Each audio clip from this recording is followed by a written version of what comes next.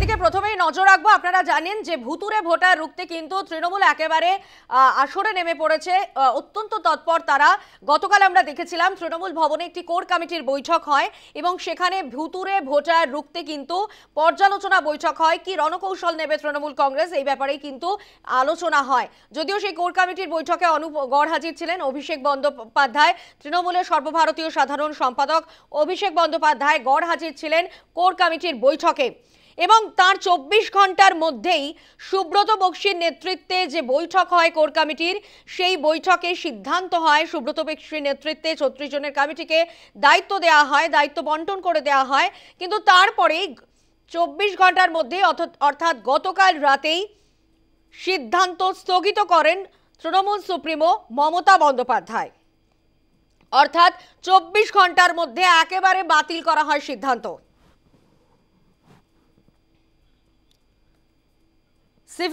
Core কমিটির সিদ্ধান্ত বাতিল মমতার। 36 জনের কমিটিকে দায়িত্ব দেওয়া হয়, দায়িত্ব ভাগ করে নেন সুব্রত বক্সি। কিন্তু রাতেই সেই সিদ্ধান্ত স্থগিত করে দেন তৃণমূল সুপ্রিমো মমতা বন্দ্যোপাধ্যায়। নিউজরুম থেকে রয়েছেন আমাদের প্রতিনিধি প্রিয়াঙ্কা এস ভৌমিক। প্রিয়াঙ্কা, গতকাল আমরা দেখেছিলাম যে ভুতুরে ভোটার রুখতে অত্যন্ত তৎপরতা দেখা গিয়েছিল তৃণমূল কংগ্রেসের। কোর কমিটির বৈঠক সকাল থেকে তৃণমূল ভবনে হয়েছিল, সেখানে গড়হাজির ছিলেন অভিষেক বন্দ্যোপাধ্যায় এবং সেখানে বেশ কিছু সিদ্ধান্তও নেওয়া হয়েছিল যে ভুতুরে ভোটার খুঁজতে কিভাবে রণকৌশল নেবে তৃণমূল কংগ্রেস এবং বেশ কিছু দায়িত্ব বন্টন করে দেওয়া হয় কোর কমিটির বৈঠকে। কিন্তু তারপর যা দেখা গেল যে 24 ঘন্টার মধ্যে সুব্রত বক্সির নেতৃত্বে যে তৃণমূলের কোর কমিটির বৈঠক হয়, সেখানে বেশ কিছু সিদ্ধান্ত নেওয়া হয়। সেই সিদ্ধান্ত 24 ঘন্টার মধ্যেই বাতিল করে দেওয়া হলো। গতকাল রাতেই সেই সিদ্ধান্ত স্থগিত করে দিলেন তৃণমূল সুপ্রিমো মমতা বন্দ্যোপাধ্যায়। ঠিক কি হয়েছে বা কি কারণ এর পেছনে কিছু জানা যাচ্ছে প্রিয়াঙ্কা? দেখো, প্রথমেই জানিয়ে রাখি, তুমি ঠিক যেরকমটা বলছিলে, কোর কমিটির বৈঠকের প্রথম বৈঠক ছিল গতকাল অর্থাৎ বৃহস্পতিবার। যে কোর কমিটি 36 জনের কোর কমিটি গঠন করে দিয়েছিলেন তৃণমূল সুপ্রিমো মমতা বন্দ্যোপাধ্যায়, সেই কোর কমিটির প্রথম বৈঠকে ডেকেছিলেন তৃণমূলের রাজ্য সভাপতি সুব্রত বক্সি এবং সেখানে তিনি সিদ্ধান্ত গ্রহণ করেছিলেন যে প্রত্যেক যে কোর কমিটির সদস্যরা রয়েছেন তাদের মধ্যে ভাগ করে দিয়েছিলেন দায়িত্ব, জেলার দায়িত্ব। এক একজন যে সদস্য ছিল তাদের দায়িত্বে 3 থেকে 4টি জেলা ছিল এবং সেক্ষেত্রে দাঁড়িয়ে তারপরেই দেখা গেল বেলা গড়াতে না গড়াতে রাত্রেবেলায় কিন্তু এই দায়িত্ব অর্থাৎ জেলাভিত্তিক যে কোর কমিটি নতুন করে তৈরি করে দিয়েছিলেন সুব্রত বক্সি, সেই কোর কমিটি কিন্তু ভেঙে দেওয়া হলো। এবং সেটি কার নির্দেশে ভাঙা হলো সেটি কিন্তু নির্দেশ দিয়েছিলেন স্বয়ং তৃণমূল সুপ্রিমো। এখানেই প্রশ্ন উঠছে যে কেন ভাঙা হলো। যেটা তৃণমূল সূত্রে আমরা জানতে পাচ্ছি যে এই 36 জনের যে কোর কমিটি তৈরি করেছিলেন তৃণমূল সুপ্রিমো, সেখানে বেশিরভাগ জনই কিন্তু সাংসদ এবং বিধায়করা। এবং তুমি জানো যে 10ই মার্চ থেকে বিধানসভার অধিবেশন যেরকম আছে সেরকমই কিন্তু পার্লামেন্টারি অধিবেশনও রয়েছে এবং সেক্ষেত্রে দাঁড়িয়ে যারা যারা সাংসদ এবং বিধায়করা রয়েছেন, যাদের গুরুত্বপূর্ণ ভূমিকা রয়েছে বিধানসভা এবং পার্লামেন্টে, তারা কিভাবে দায়িত্ব সহকারে জেলায় জেলায় যে কোর কমিটি গঠন করা হয়েছে তারা কি করে ভুতুরে ভোটার ধরবে সেই নিয়ে একটা প্রশ্ন উঠেছিল। এবং তার ভিত্তিতেই কিন্তু তৃণমূল সুপ্রিমো নির্দেশ দিয়েছেন যে নতুন করে কোর কমিটি গঠন করা হবে এবং কারা কারা জেলাভিত্তিক দায়িত্বে থাকবে তিনি সেই নির্দেশ দেবেন। যেটা তৃণমূল সূত্রে আমরা জানতে পাচ্ছি, জেলায় জেলায় যে স্থানীয় নেতারা রয়েছেন তাদেরকেই দায়িত্ব দেওয়া হবে, কারণ তারা তাদের এলাকায় ভালোভাবে বুঝতে পারবেন এবং প্রত্যেক বাড়ি বাড়ি গিয়ে এই যে ভুয়ো ভোটার ধরার কাজ, সেই কাজ তারা কিন্তু করতে পারবেন আরও ভালোভাবে। সেক্ষেত্রে দাঁড়িয়ে তাদেরকে দায়িত্ব দেওয়া হবে।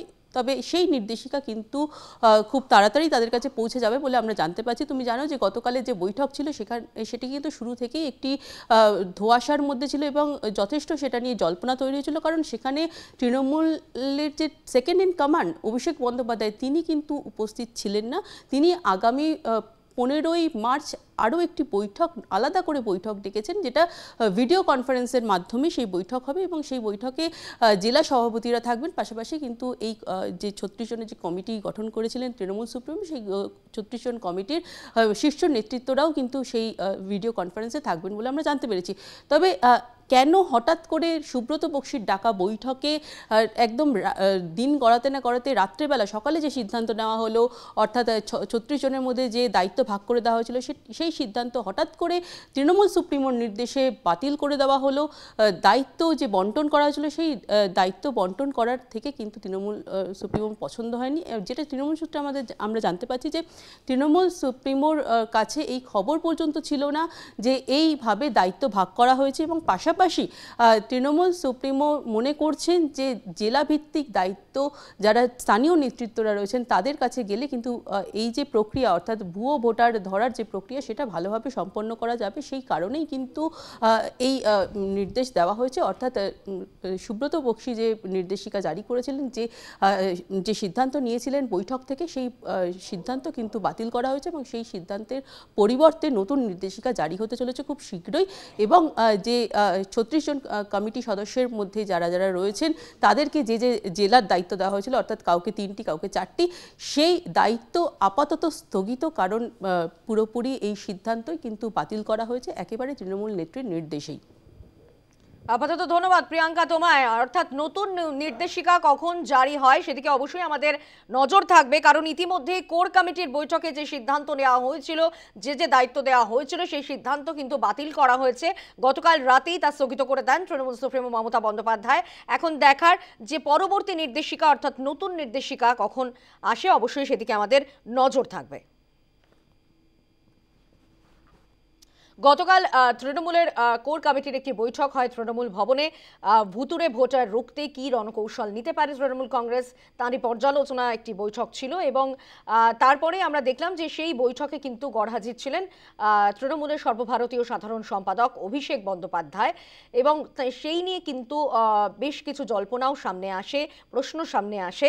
এবং তারপরেই যেটা দেখা গেল যে এই কোর কমিটির বৈঠকে সুব্রত বক্সির নেতৃত্বেই মূলত কোর কমিটির বৈঠক হয়, এবং সেখানে বেশ কিছু দায়িত্ব ভাগ করে দেওয়া হয় এবং বেশ কিছু সিদ্ধান্ত নেওয়া হয়।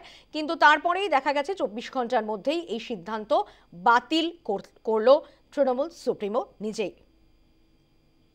এখন নতুন নির্দেশিকা কখন আসে এবং সেই নতুন নির্দেশিকায় কি বলা হয়ে থাকে, অবশ্যই সেদিকে আমাদের নজর থাকবে।